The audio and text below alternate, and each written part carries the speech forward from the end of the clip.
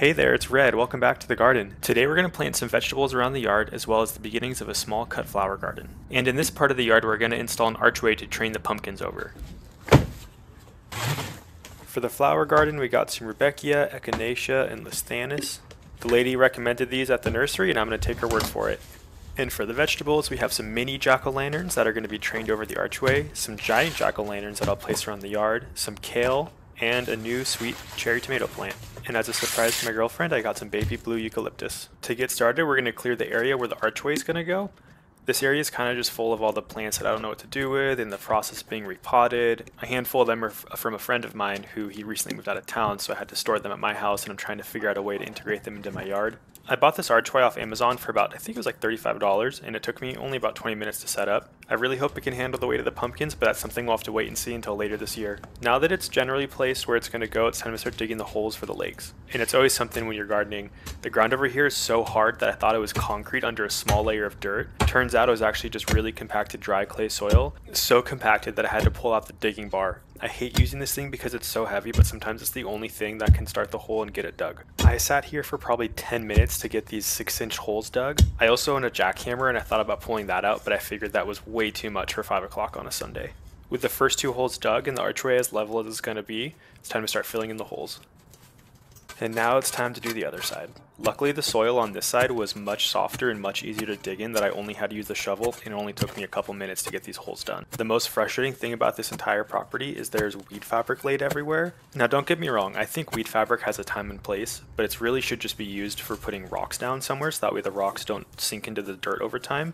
But if you're going to put mulch on top, don't even bother putting the weed fabric, because as that mulch decomposes it'll turn into soil and weeds will sprout up on top anyway. Really, the best way to stop weeds from growing is just a thick layer of organic mulch. Speaking of organic, I'm going to add some EB Stone soil booster as I plant all the vegetables. The soil we have around our yard is really dense clay. Over time, the soil booster will help to break down the soil and make it a better place for the plants to grow. The soil booster is kind of like compost light. It adds nutrients back to the soil, softens up clay soil, adds organic matter to sandy soil, a little bit of everything. A common name for soil booster is also just soil conditioner that's sold at most nurseries. So back to the planting. That first hole we dug was not quite deep enough, so I dug it just a little bit deeper. And here we're going to plant the mini jack-o'-lanterns. I initially was going to plant the giant jack-o'-lanterns on the archway, but then I figured that they'd probably get way too heavy and break this cheap archway, so luckily the nursery had the mini ones on hand. And in goes the soil booster. I usually add an equal amount of soil conditioner to soil that was from the ground, and then give it a good mix. I'm going to spend a lot of time going through all the steps on the first plant that I plant, and then kind of speed through the rest. When you're planting plants, it's important to keep the root ball just slightly above the ground level, so that way as the soil kind of compacts as you're watering it and the plant sinks a little bit, the crown doesn't get covered in dirt. Once you have the plant at a good level, you're going to add soil around the root ball and then compact it to get rid of any air pockets. And here at Red's Gardening Co, we don't like air pockets because roots can't grow into air and they need soil to be able to soak up the moisture and the nutrients. And to finish it off, I'm going to build a little well around each of the plants so the water can sit there and soak into the root ball and not spread far away from the plant. And now for the side with the concrete soil. You can just hear how hard the soil is when that shovel hits the dirt. The soil conditioner is going to be super important for this side, but truthfully I don't have much hope for these, so I kind of put the more sickly, less likely to thrive ones on this side and just kind of hope for the best, but if they die, they die. The first one I planted on this side was a mini jack-o'-lantern and the second one is a giant jack-o'-lantern. Now the nursery was only selling the giant jack-o'-lanterns in a 6-pack, so I have a lot more of them than I initially planned for, so I'm just going to kind of place them around the yard and see which ones grow and see which ones don't.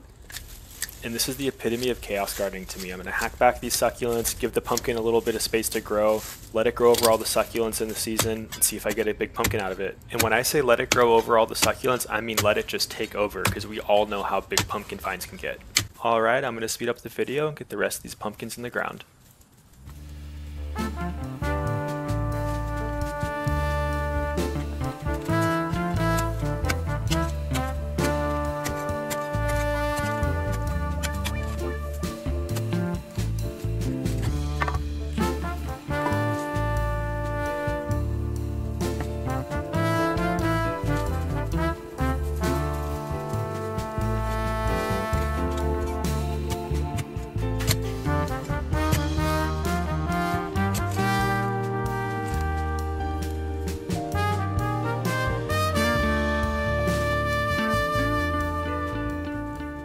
Now with all the pumpkins in the ground, it's time to replant this tomato plant. There was already a tomato plant in this cage and it just was not doing well, and my girlfriend was tired of me trying to revive it, so I finally broke down and bought a new plant.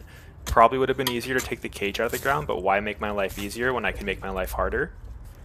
So this is called the Super Sweet 100 tomato, and it's a variety of a cherry tomato, and I really like growing cherry tomatoes because this kind of mitigates any caterpillars or bugs or pests or raccoons or anything getting to the tomato before you can get to it. And now for the cut flower garden 2.0. A few months ago we tried to plant a cut flower garden. The selection was terrible at the nursery, so we kind of just grabbed any flowers we could.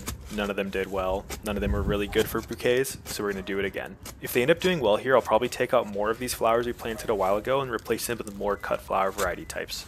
I'm going to speed it up again and get these flowers in the ground.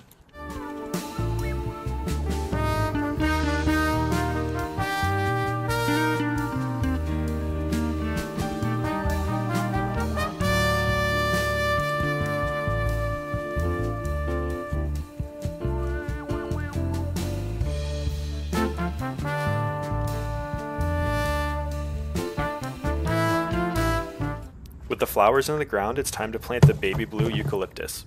After a lot of consideration, I thought this would be the best spot for the eucalyptus. It gets a lot of sun all year long, not just in the summer. It won't block any views from our deck, and it's kind of out of the way. This definitely stays in line with my tendency of chaos gardening. It's going to take a lot of trimming back of the jade throughout the years, as well as making sure to trim the eucalyptus down so it doesn't get in the way of the garage door right where I'm standing. So this is on the same side of the sidewalk that the concrete dirt was on. You can kind of see it up in the top left corner. The hole was super easy to dig, and I have high hopes that the eucalyptus will thrive here. This plant was probably one of the worst looking eucalyptus plants at the nursery, but it had 4 stems growing from it, so I'm hoping to get a cool multi-trunk bush going. The cashier actually tried to talk me out of getting this one and wanted to go get me a better looking one from the yard, but I told her it was fine, and with a little TLC, the plant will thrive. So I ended up planting the kale plants off camera because the sun was about to set and I wanted to get everything done so I could wake up and actually go to my real job, which is being a fine gardener for other people's properties. But as I go through watering all the plants right now, you'll kind of see where I threw the kale in. Some spots where they're probably going to do well, some spots where they're probably going to die, but it would be cool if they ended up doing well. Thank you all so much for stopping by the garden, hanging out today while we got some veggies in the ground. As we all know, the yard work never ends, so please subscribe to keep following me along this gardening journey.